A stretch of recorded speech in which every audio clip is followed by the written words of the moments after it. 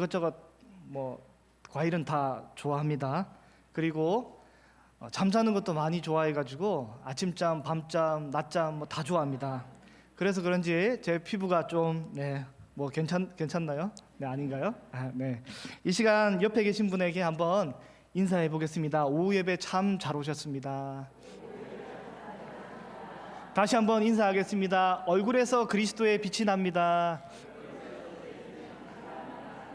네, 포도를 다들 많이 드셨는지 얼굴에서 빛이 나시는 것 같습니다. 네, 여러분, 이스라엘의 대표 과일 중에 하나가 포도인데, 포도는 피로 회복에도 참 좋고 피부에도 참 좋다고 합니다. 예수님 당시에 유대인들은 로마의 식민지였는데요. 유대인들이 주후 68년에서 70년까지 짧은 기간 동안에 이 로마에 대항하여서 반란을 일으키고 잠시 독립을 한 적이 있습니다. 그때 로마에 대해서 독립을 기념하기 위해 유대인들이 동전을 주조했는데, 그 동전을 자세히 살펴보면 포도나무의 형상이 있습니다. 그 포도나무를 동전에 새겨놨습니다. 유대인들은 로마에 독립하여서 자신들의 독립 의지를 잘 표현하기 위해서 자신의 민족의 정체성을 잘 드러내는 것 중에 하나로 그것을 동전에 새겼는데, 그것이 바로 포도나무입니다.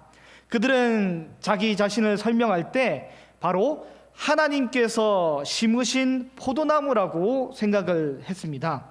구약의 역사를 살펴보면 이들은 왜 자기 자신의 정체성을 포도나무라고 했는지 쉽게 이해를 할 수 있습니다. 우리 좀 성경을 몇 군데 찾아보고요. 그리고 말씀을 함께 더 볼 텐데요.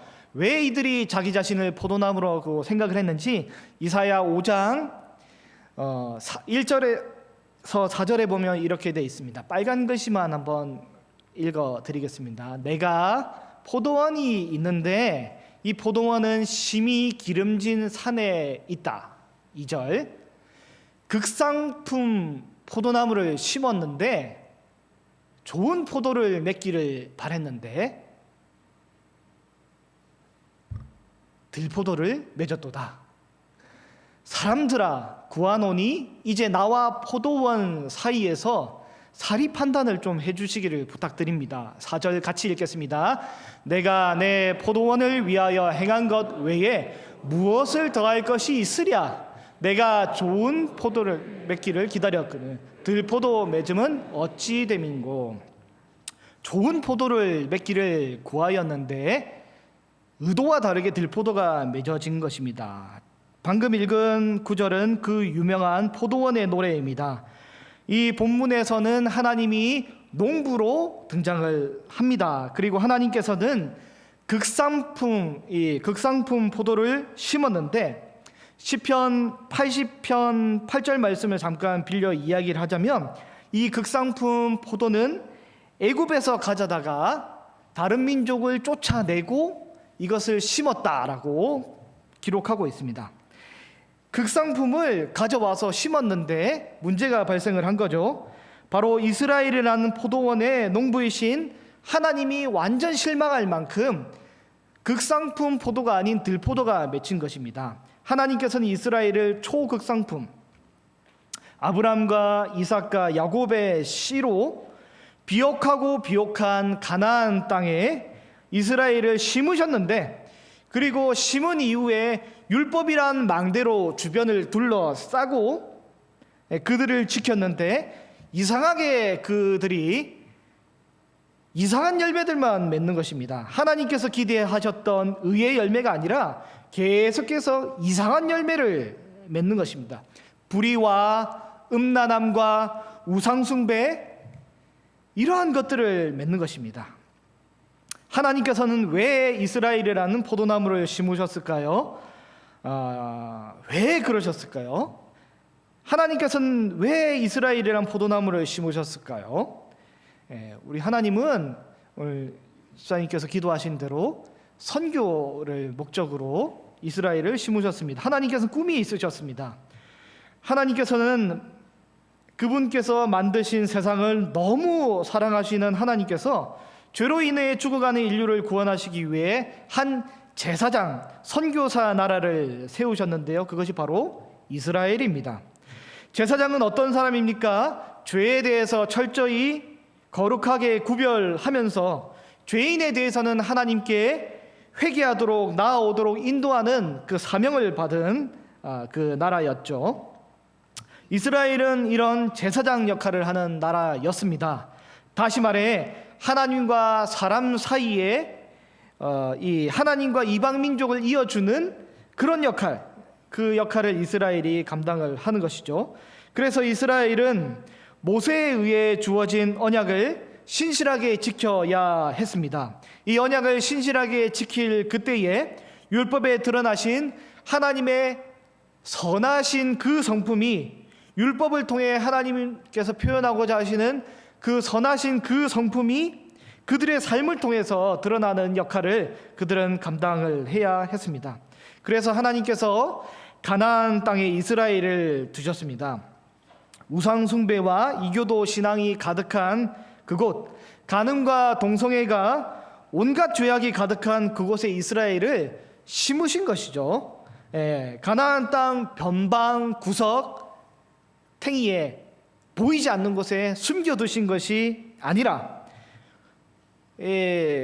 가나안 중앙에 잘 보이듯이 눈에 잘 띄고 잘 드러나서 숨길 수 없는 그곳에 하나님께서 이스라엘을 두셨습니다. 이 이스라엘은 다른 민족들과 전혀 다른 문화적 풍습을 가지고 있고 다신교를 섬기고 있던 그 곳에서 유일신을 섬기고 있고 음란과 방탕이 있던 그곳에서 거룩을 외치고 음식도 전혀 다른 구별된 음식, 행동도 전혀 다른 구별된 행동, 전혀 다른 민족의 하나님께서 이스라엘을 가나안 땅 한가운데에 심어 주셨습니다.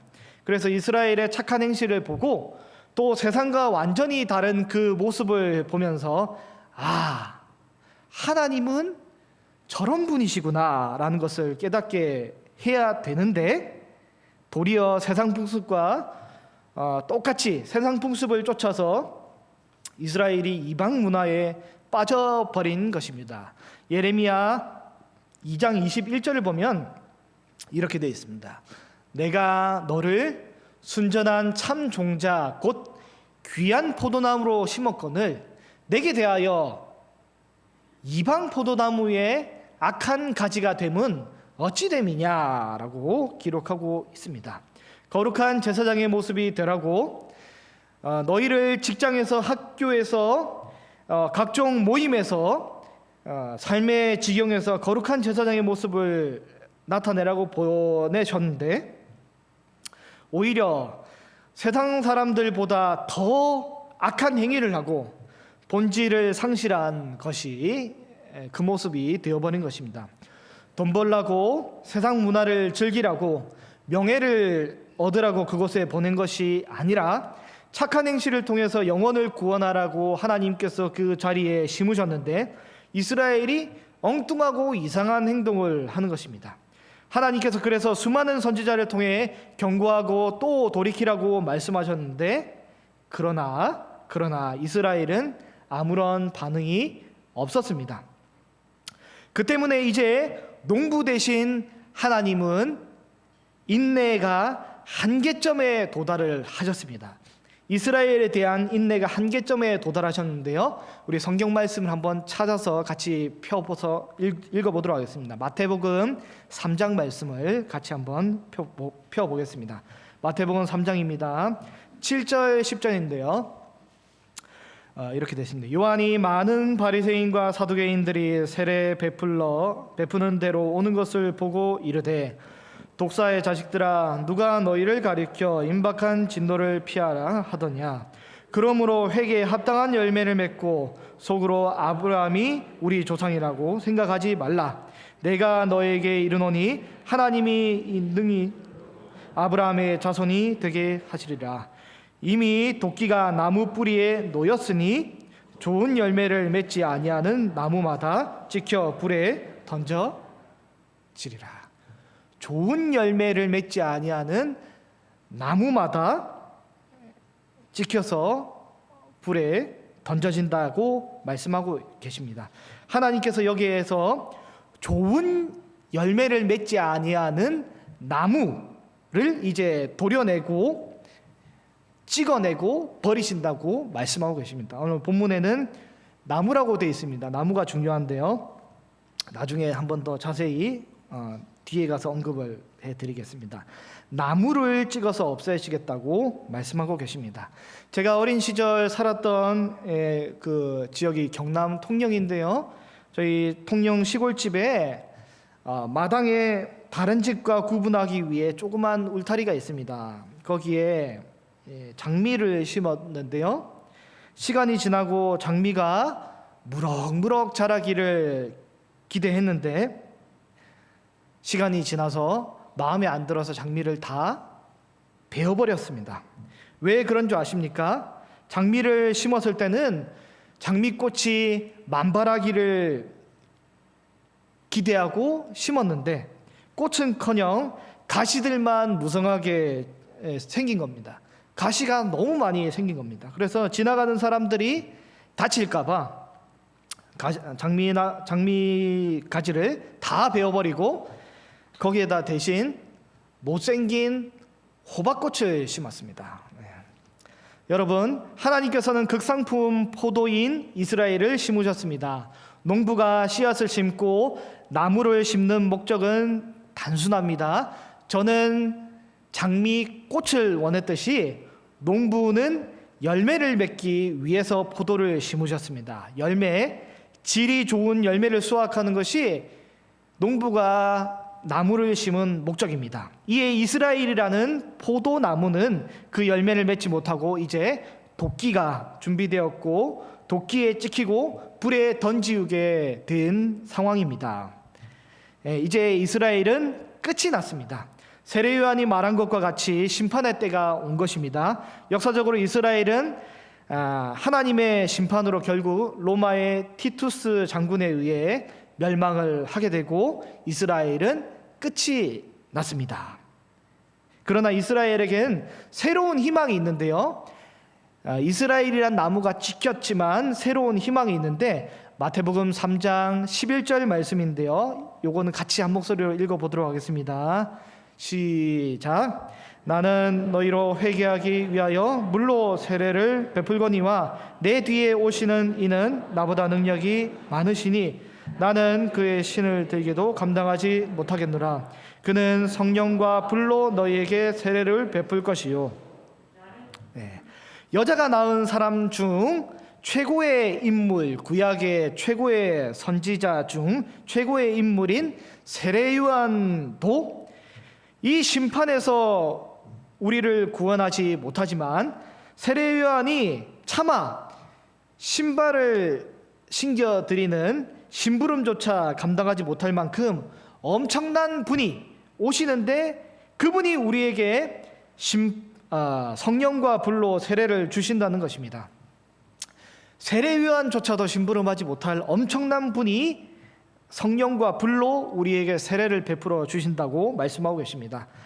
제가 만약에 신방을 가서 우리 구역장님 중 한 분에게 가정신방을 가서 죄송하지만 따뜻한 차 한 잔만 한번 좀 부탁을 드리겠습니다라고 말씀하면 어떡합니까? 주시지 않겠습니까? 그리고 한 잔을 건네줄 만하게 편하게 가지고 오시고 편하게 주십니다. 만약에 다다음 철, 이번 철 말고 다다음 선거철이 되어서 우리 교회가 다다음 선거철이니까 건축 이후에 너무 이 부흥을 해서 동작구 이 주변 일대에서 제일 맨파워가 있는 그런 교회가 된 것입니다. 그래서 가정입니다. 대통령 후보 1순위, 2순위가 앞다퉈 우리 교회에 인사를 하려고 왔는데요. 그들이 이제 스케줄 관리를 잘못했는지 그날따라 주일에 대통령 후보 1순위, 2순위가 같이 왔습니다. 그래서 우리 새가족 담당 중에 한 분이 서빙을 하기 위해서 물을 가지고 오는데 어떻게 옵니까? 손이 덜덜덜 떨려서 겨우 음료를 전달을 하는 것입니다. 그래도 사람이니까, 아무리 대통령 후보든 뭐든 사람이니까 줄만 하니 좀 긴장을 하기는 하지만 전달은 할 수 있는 것인데요. 그런데 우리가 심부름조차 물 한 번 넘겨줄 만큼, 전달하지 못할 만큼, 심부름을 하지 못할 만큼 지극히 높으신 분이 오시는데, 그분이 바로 누구냐면 예수 그리스도이십니다. 우리는 그분으로 인해서 구원을 얻게 되는 것이죠. 우리는 이것을 전제로 오늘 본문 요한복음 15장을 다시 한번 찾아보고요, 요한복음 15장을 통해서 말씀을 또 나누도록 하겠습니다. 요한복음 15장 1절에서 7절에 보면 1절을 한번 다 같이 화면을 보고 한번 읽어보도록 하겠습니다. 요한복음 15장 1절을 찾아서 한번 읽어보도록 하겠습니다. 15장 1절입니다. 시작. 나는 참 포도나무요 내 아버지는 농부라. 우리 예수님은 일반 포도나무도 아닌 극상품 포도나무도 넘어선 참 포도나무라고 말씀하고 계십니다. 그리고 하나님 아버지께서는 농부시라고 하십니다. 5절 말씀을 보면 이렇게 되어 있습니다. 나는 포도나무요 너희는 가지라. 이렇게 참 농부이신 하나님께서 예수님이라는 참 포도나무를 심으시고 우리는 우리 가지들로 하여금 많은 열매를 맺도록 기대하고 원하고 계십니다. 가지된 우리는 어떻게 하면 열매를 많이 맺을 수 있을까요? 우리는 오늘 본문을 통해서 어떻게 하면 가지된 우리가 열매를 많이 맺을 수 있을지 딱 두 가지만 같이 살펴보기를 원합니다. 예수님의 가지인 우리가 하나님 앞에서 많은 열매를 맺기 위한 첫 번째 방법인데요, 한번 따라서 한번 해보겠습니다. 첫 번째인데요, 예수님께 붙어 있으라. 우리는 예수님께 붙어 있는 가지입니다. 아멘. 이거까지 따라해주셔서 감사하고요. 네. 예수 나무에 매달려 있는 예수 가지인데요. 그러면 우리가 어떠한 열매를 맺어야 할까요? 우리는 예수 나무에 매달려 있는 예수 가지이기 때문에 우리는 예수 열매를 맺어야 하는 것입니다.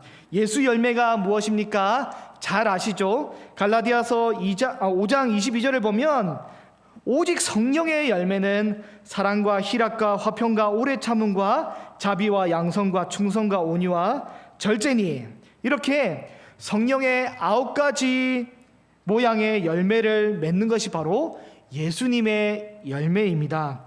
예수님 안에서 자란 가지는 예수님의 인격을 드러냅니다. 에베소서 5장 9절에 보면 이 9가지 열매를 한 번에 요약을 하고 있는데요, 예수님의 열매를 설명하면 간단합니다. 빛의 열매는 예수님을 믿는 사람, 즉 예수나무에 붙어있는 열매는 어떤 열매냐면 에베소서 5장 9절을 보면 착한 열매라고 되어 있습니다. 착한 열매가 곧 예수님의 열매입니다. 빛의 열매는 모든 착함과 의로움과 진실함에 있는 일이야. 착한 열매가 바로 예수님의 열매입니다. 그러나 예수나무에서 갈라디아서 5장 19절과 21절에 말하는 육체의 열매는 맺어서는 안 되는 것입니다. 육체의 열매가 뭡니까? 제가 읽어보면요, 육체의 일은 분명하니 곧 음행과 더러운 것과 호색과 우상 숭배와 주술과 원수 맺는 것과 분쟁과 시기와 분냄과 당 찢는 것과 분열함과 이단과 투기와 술 취함과 방탕함과 또 이와 같은 것이라. 전에 너희에게 경계한 것 같이 경계하노니 이런 일을 하는 자들은 하나님의 나라를 유업으로 받지 못할 것이요. 이 육체의 열매는 곧 한마디로 쉽게 말하면 나쁜 열매입니다. 나쁜 열매. 예수님의 열매는 착한 열매, 육체의 열매는 한마디로 말하면 나쁜 열매입니다. 농부는 열매를 원합니다. 참 농부이신 하나님께서는 예수나무에서 좋은 열매를 맺기를 원합니다. 그것이 농부를 만족시키는 것입니다. 나무가 존재하는 목적은 바로 열매를 맺기 위한 것입니다. 그러나 중요한 사실이 있습니다. 사실 좋은 열매를 맺기 위해서 나무 가지가 할 수 있는 일은 사실 없습니다. 좋은 열매를 맺기 위해서 가지가 할 수 있는 역할은 없습니다. 가지의 역할이 전혀 없습니다. 포도나무를 심는 것과 그리고 가지를 치는 것, 농부의 일이고요. 양분을 공급하는 것과 심지어 열매를 맺는 것도 포도나무의 일입니다. 가지는 할 일이 없습니다. 그저 가지는 예수님께 붙어 있으면 되는 것입니다. 오늘 본문 4절과 5절 말씀인데요. 4절과 5절을 같이 한번 읽어보도록 하겠습니다. 내 안에 거하라, 나도 너희 안에 거하리라. 가지가 포도나무에 붙어 있지 아니하면 스스로 열매를 맺을 수 없음같이 너희도 내 안에 있지 아니하면 그러하리라. 나는 포도나무여 너희는 가지라. 그가 내 안에 내가 그 안에 거하면 사람이 열매를 많이 맺나니 나를 떠나서는 너희가 아무것도 할 수 없음이라. 아멘. 그렇습니다. 하나님께서는 우리에게 직접 열매를 맺으라고 하지 않습니다. 열매는 나무가 맺는 것이고 그 나무는 농부가 가꾸시는 것입니다. 그러나 지금 이 나무는 어떤 나무입니까? 바로 예수님이십니다. 그리고 또한 이 포도나무를 가꾸시는 분이 누구이십니까? 참농부이신 하나님이십니다. 그러면 우리는 어떻게 열매를 맺습니까? 우리는 예수님께 붙어 있어야 합니다. 그래야 우리는 열매를 많이 맺고 또 주님께 많은 열매를 드리게 되는 것입니다. 사랑하는 귀한 여러분, 열매를 많이 맺고 계십니까? 하나님께서는 우리에게 어려운 것을 요구하고 있지 않으십니다. 우리에게 없는 열매를 만들어내라 하지 않으시고 우리에게 직접 농사를 지으라고 말씀하고 계시지 않습니다. 우리에게 우리의 삶을 책임지라고 하지 않으시고 그저 예수님을 의지하라, 예수님께 붙어 있으라, 그리하면 열매를 맺으리라 말씀하고 계십니다. 수고하고 무거운 짐진 자들아 다 내게로 오라, 내가 너희를 쉬게 하리라 말씀하고 계십니다. 스스로 우리의 인생을 책임지라 말씀하고 계시지 않고 스스로 하나님이 되라 말씀하지 않으십니다. 우리가 결혼해서 아이를 낳을 때 그 아이가 착한 아이라서 낳는 것이 아니라 그냥 낳은 이후에 아이를 착하게 기르도록 힘쓰듯이 하나님께서 우리를 선택하셨을 때 우리가 착해서 열매를 많이 맺어서 선택하신 것이 아니라 아무 조건 없이 무조건 우리를 선택하신 이후에 우리로 하여금 착하게, 즉 예수님의 열매를 많이 맺도록 힘쓰시고 계십니다. 여러분, 열매를 맺는 것은 가지의 역할이 아닙니다. 농사를 짓는 농부의 책임입니다. 하나님의 거룩한 열심이 우리를 바꾸어 가실 줄로 믿습니다. 오늘 본문에 등장하는 가지의 소임은 성경을 아무리 찾아봐도 열매를 맺으라는 것이 아닙니다. 가지의 소임은 무엇입니까? 예수님께 붙어 있는 것입니다. 예수님께 붙어 있으면 자연히 열매를 맺게 되는 것입니다. 우리 모두 예수님께 붙어 있기를 간절히 원합니다.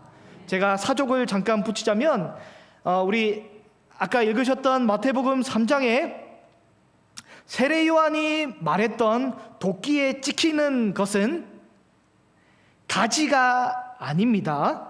도끼에 찍히는 것은 바로 나무입니다. 나무. 열매를 맺지 아니하는 포도나무인 이스라엘이 도끼에 찍히고 참 포도나무이신 예수님은 도끼에 찍히지 않습니다. 세례 요한이 감히 어떻게 예수님의 신들에게도 감당하지 못하는데 어떻게 예수님께 도끼를 찍겠습니까? 우리는 예수님 안에 있는 가지입니다. 가지가 어디에서 나왔습니까? 바로 예수나무 안에서 나온 것이 바로 가지입니다. 예수님 안에 있는 성도는, 예수 그리스도 안에서 나온 성도는 결코 찍히거나 버림받지 않는 것입니다. 예수나무인 가지는 우리가 하나님 앞에서 많은 열매를 맺기 위해서 어떻게 해야 합니까? 예수나무 안에 있는 가지인 우리가 하나님 앞에 열매를 맺기 위해 어떻게 할 수 있습니까? 두 번째인데요. 두 번째 한번 따라해 보겠습니다. 하나님께 맡겨라. 아멘. 우리가 많은 열매를 맺기 위해서 두 번째로 우리는 하나님께 맡겨야 합니다. 2절을 같이 15장 2절을 같이 한번 읽어보도록 하겠습니다. 시작. 물은 내게 붙어 있어.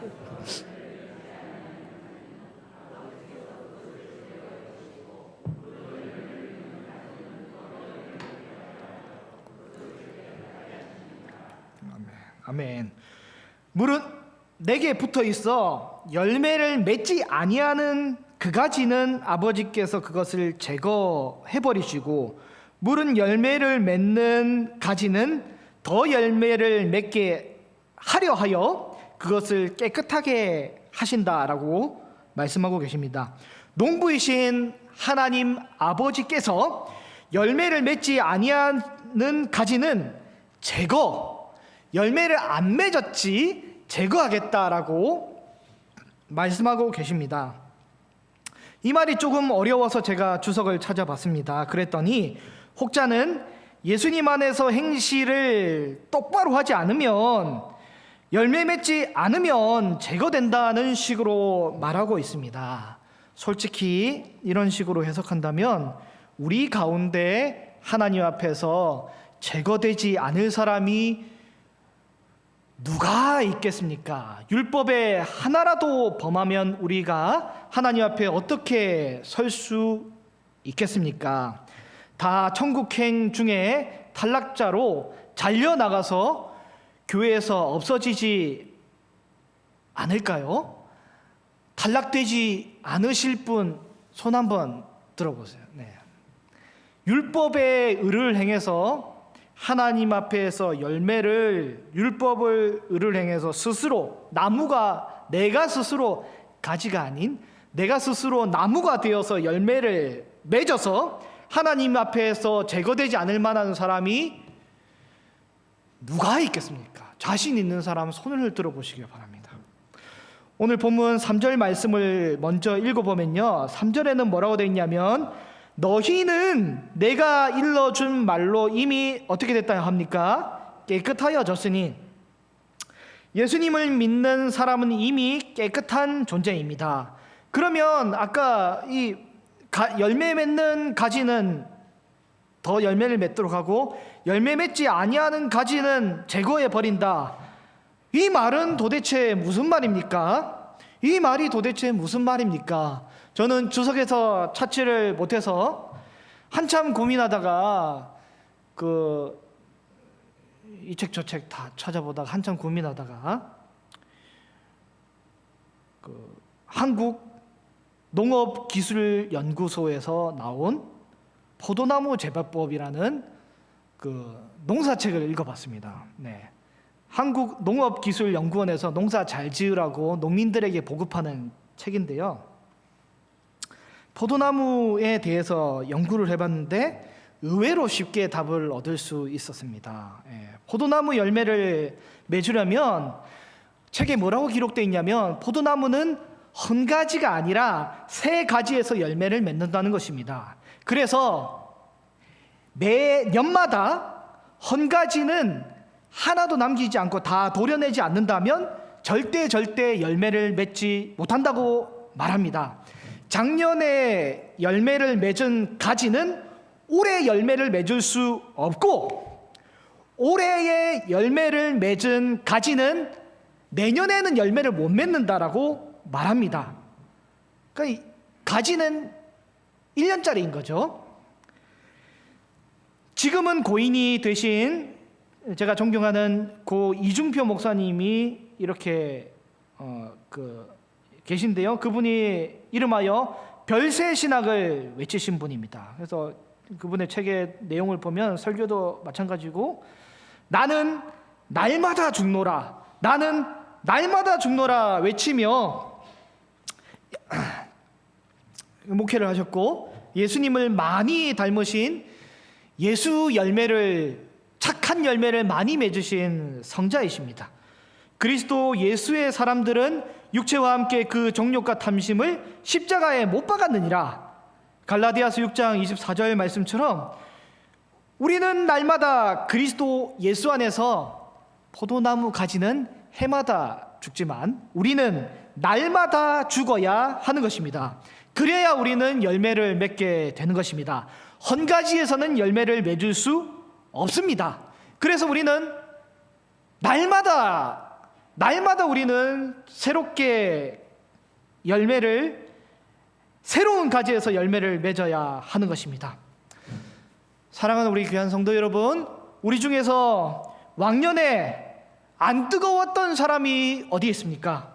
왕년에 1등 한번 안 해본 사람이 어디 있습니까? 왕년에 한번 잘 나가지 않은 사람이 어디 있습니까? 우리는 왕년에 열매 맺었던 그 찬란한 영광만 고집하고 새로워지지 않는다면 오히려 그 열매 맺었던 그 자리가 오히려 현재의 오늘 지금 이 순간에 열매를 맺는데 독이 되는 것입니다. 이것을 우리는 과감하게 도려내고 예수 그리스도 안에서 다시 태어나야 하는 것입니다. 여러분, 제가 예전에 신학교에서 성경고사를 전체에서 1등을 한 적이 있어요. 찬란한 영광입니다. 제 평생 유일하게 1등을 했어요. 이 말고는 1등 해본 적이 없어요. 결과가 어떻게 된 줄 아십니까? 제가 2번 연속 1등 했거든요. 나는 성경을 많이 안다고 생각을 해서 성경을 그 이유로 보니까 읽질 않고 있더라고요. 깜짝 놀랐습니다. 이것이 오히려 독입니다. 독. 네. 과거에 전도를 많이 하셨습니까? 과거에 새벽 예배를 많이 나오셨습니까? 과거에 구역 모임도 잘 인도하셨고 주님에 대한 특심한 열심이 과거에 있으셨습니까? 그런 찬란한 영광이 있었습니까? 이것은 어떻게 해야 됩니까? 농부이신 하나님의 손에 맡겨드려야 합니다. 다 도려내야 합니다. 주님, 우리에게 과거 찬란한 영광이 혹여나 내가 열매를 맺고 성장하는데 오히려 방해가 된다면 주님 손에 맡기오니 주님, 나의 과거의 찬란한 영광을 과감하게 잘라주옵소서. 우리는 이렇게 기도해야 하는 것입니다. 또 이 포도나무 재배법, 이 책을 보니까 포도나무는 가만히 있으면 몇 미터까지 계속해서 높이 자라가지고 무성한 잎만 가지게 된다고 합니다. 제가 군복무했던 곳이 경기도 가평인데요. 경기도 가평. 거기는 운악산 비가림 포도가 유명합니다. 제가 이 보초를 이렇게 위병소에서 보초를 서게 되면 밖에 보면 포도나무가 쫙 펼쳐져 있었는데 포도나무가 그렇게 키가 크지 않습니다. 포도나무가 보통 1.5m 정도로 1.5m 정도 높이로 자라도록 농부가 가지를 다 쳐버립니다. 포도나무가 잘 자라고 있더라도 아주 잘 자라도 가지를 다 쳐버립니다. 왜냐하면 그렇게 가지를 잘라내야지만 줄기나 잎으로 가야 할 영양분이 오히려 포도나무 열매로 가서 열매가 더 풍성하게 열리게 되는 것이죠. 또 포도송이가 열매를 맺으면 고의적으로 열매 맺는 앞부분을 일부 조금 잘라낸다 그럽니다. 그러면 어떡합니까? 더 풍성하고 더 큰 열매를 맺을 수 있게 되는 것입니다. 열매를 잘 맺기 위해서 이렇게 하는 것이죠. 때로는 우리가 잘하지 못할 때 하나님께서 우리에게 징계를 해 주셔서 잘하도록 하지만 때로는 우리가 잘하고 있더라도 우리가 더 열매를 맺게 하기 위해서 하나님께서는 가지치기를 해주시는 것이죠. 농부 하나님께서 더 풍성한 열매를 맺도록 하기 위해서 우리의 가지를 쳐주시는 것입니다. 2절 말씀을 다시 한 번 더 읽어보도록 하겠습니다. 시작. 물은 내게 붙어 있어 열매를 맺지 아니하는 가지는 아버지께서 그것을 제거해 버리시고, 물은 열매를 맺는 가지는 더 열매를 맺게 하려 그것을 깨끗하게 하시느니라. 아멘. 두 번째 나오는 게 열매를 맺는 가지는 더 열매를 맺게 하려 하여 그것을 깨끗하게 하신다고 말씀하고 계십니다. 깨끗하게 한다고 말씀하고 계신데, 깨끗하게 하신다고 말씀하고 계신데요, 이것은 무슨 뜻입니까? 겨울이 지나고 봄이 되는 시점, 지금으로부터 한두 달쯤 조금만 더 지나게 되면 농사 짓는 사람들은 포도 농사 짓는 사람들은 아주 바빠집니다. 뭘 하냐면 포도나무 껍질을 벗겨내는 것입니다. 포도나무 껍질을 벗겨내는 것입니다.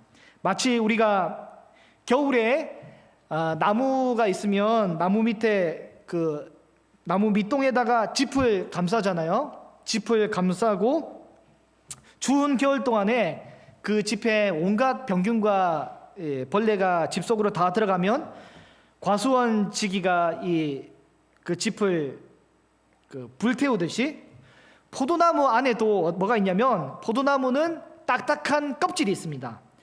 포도나무는 딱딱한 겉껍질이 있는데 겨울이 되면 그것이 쩍쩍 갈라지게 됩니다. 그래서 그 틈으로, 그 껍질 속으로 병균과 벌레들이 서식하기 쉽기 때문에 포도원 지기는 봄이 되면 어떻게 하냐면 그 포도나무에 있는 껍질을 다 벗겨냅니다. 다 깨끗하게 벗겨냅니다. 그래야지 병들지 않고 포도나무가 열매를 맺기 때문입니다. 껍질을 벗겨내면 포도나무 가지는 깨끗한 살을 드러내게 되는 것입니다. 이와 마찬가지로 농부 대신 우리 하나님께서는 우리의 껍질을 벗겨내십니다. 죄악과 악행들의 껍질을 다 벗겨내십니다. 하루하루 살아가면서 지은 죄악들을 하나도 그냥 남겨두지 아니하시고 다 벗겨내십니다. 포도나무에 깨끗한 살이 드러나도록 우리 하나님께서 우리를 깨끗하게 하시는 것입니다. 우리의 죄악을 하나님의 손에 우리가 겸손하게 맡겨드리기를 원합니다. 그분께서 우리가 원하든 원치 않든 우리의 껍질을 하나님께서는 깨끗하게 벗겨내시고, 농부 대신 하나님께서 우리의 가지를 깨끗하게 만들어 주실 것입니다. 우리는 하나님의 소유이기 때문에 하나님이 이렇게 하실 것인데요, 사실은 우리가 이것이 굉장히 무섭지만 우리는 하나님의 손길을 신뢰하며 하나님 앞에 맡겨드려야 될 줄로 믿습니다. 말씀을 정리하겠습니다. 우리 하나님은 우주 최고의 농부이십니다. 아주 실력이 좋으신 우주 최고의 농부이십니다. 포도나무 재배법을 지은 그 포도나무 박사보다 더 똑똑하고 더 농사를 잘 지으시는 분이 바로 우주 최고의 농부가 바로 우리 하나님이십니다. 우리 예수님은 우주 최고의 포도나무 종자이시고 포도나무이십니다. 우리는 예수나무의 가지입니다. 우리가 열매를 맺기 위해 특별히 할 일이 없습니다. 열매를 만들어내는 모든 노력은 사실은 농부가 하십니다. 그리고 종자가 결정을 짓게 됩니다. 그렇기 때문에 우리는 그저 예수님께 붙어 있기만 하면 되는 것입니다. 하나님께서 우리에게 어려운 것을 요구하지 않으십니다. 예수님께 붙어 있으라. 예수님께 붙어 있으라. 딴 길로 가지 말고 예수님께 붙어 있으라. 주님 우리에게 말씀하고 계십니다. 어제 구역장 간담회를 했는데 구역 활성화를 위해 어찌해야 할지 우리 구역장님들의 노력이 고민이 많습니다. 그리고 우리 중고등부 수련회가 이제 시작이 되었죠. 오늘은 또 유초등부에서 성경학교 강습회도 하고요. 다른 교육부서들도 성경학교를 준비하고 강습회도 진행하고 있습니다. 우리는 열매를 맺고 싶습니다. 우리 구역에, 우리 부서에, 나의 가정에, 개인의 삶에 열매를 맺고 싶습니다. 우리 가정은 어떻습니까? 화목하고 평안하십니까? 우리의 자녀들은 믿음으로 잘 자라고 계십니까? 이제 우리가 감히 우리가 심부름조차 하기 부담스러울 만큼 지극히 높으신 우리 하나님 앞에 우리가 설 날이 얼마 남지 않았습니다. 우리는 그 열매를 잘 맺고 계십니까? 우리의 삶 가운데 크고 작은 일은 우리가 모두 다 주님께 맡겨드리기를 원합니다. 아울러 우리는 더 많은 열매를 맺기 위해 주님께 가지치기를 당해야 합니다. 또한 우리의 모든 죄악과 더러운 죄성을 없애기 위해 우리는 주님께 껍질을 벗김을 당해야 하는 것입니다. 우리 하나님께서 농부이십니다. 우리가 원하든 원치 않든 주님께서 우리를 가지치시고 우리의 껍질을 벗겨내서 깨끗하게 하실 것인데 반드시 농부이신 하나님의 뜻을 이루어 주실 줄로 믿습니다. 부디 하나님의 손에 귀하게 열매를 맺어 우리 예수 그리스도의 가지에 붙어 있어 아름다운 열매를 주렁주렁 맺어가는 우리 모든 한가람의 가족들 되시기를 간절히 원합니다. 기도.